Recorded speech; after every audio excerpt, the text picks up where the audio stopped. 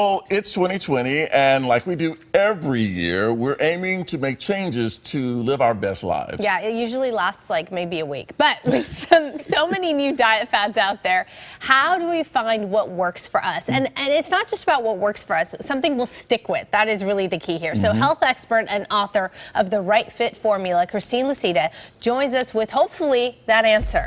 Good morning. Happy New Year. Happy New Year to you. You know, I'd say the vast majority of people say they want to lose weight, right? Isn't that the #1 resolution pretty much? Or get in better shape? Of or course, some live variation healthier, of that? Yeah, some variation of living our best life. Yeah. Absolutely. Yeah, so the thing is that according to one report, people tend to break their New Year's resolutions by around January 19th. Yeah. Here's the thing. We're too busy chasing a new diet fad, which is really someone else's version of perfection, instead of really honing in on exactly what works for us. And we're not getting honest with ourselves on what we will or we won't do. So as soon as we can do that, it'll make this process so much easier because you can align who you are to the right approach. So you wrote this book after you personally went through something. We've got a before and after of you. Look at you. Oh my gosh. So what's the time span here? Well, I lost 30 pounds probably about 5 times. That's about a 35 to 40 pound difference there. And that's in a couple of several years. Okay. And the inspiration for doing this book and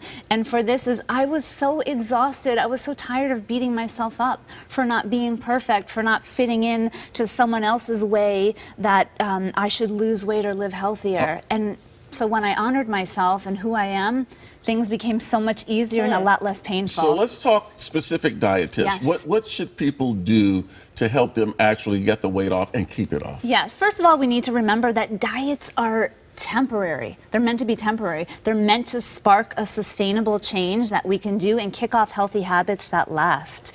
Also, we need to redefine what diet actually means. Let's put a healthy frame around it. I look at the word diet as meaning delicious, intuitive eating that lasts. That's a good way of thinking of it. And when we think of it in a positive way, it really gives us the support that we really need. And we just have to, again, be honest with ourselves on what we will or we won't do. See, I like this. You say align your diet with your personality and lifestyle. This is key. What do you mean by that? This is key. So this is what my book is about, The Right Fit Formula. It's a personality-driven weight loss and lifestyle book that really shows you how to understand your personality type. This way you can use your strengths and your natural tendencies to your advantage. This way why don't we make it easier for ourselves and a lot less painful? So if you have like a really active, heavy-duty type of job, to say you're going to fast for the first 7 hours of the day, it's going to work for you. No, depending on your personality type. There's a leader, they're really strong, they're fast-paced, they're quick, they want the bullet points of everything. They're like the Lady Gagas of the world. They're never going to spend a lot of time in the kitchen, so they're going to be more successful buying everything pre-cut and single serving size. Well, then there's other types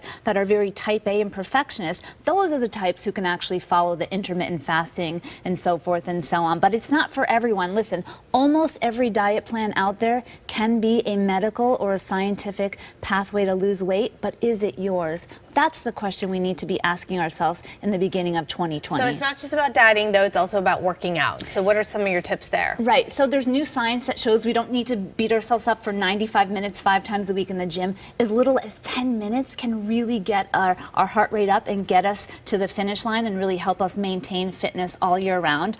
Also, I love to have 3 to 5 go-to workouts readily available in our back pocket that feel good to our body, because the truth is when you're under time pressure and stress, we're not going to have the freedom of our mind to say, hey, what new workout should I try? We're going to go back to what's already familiar.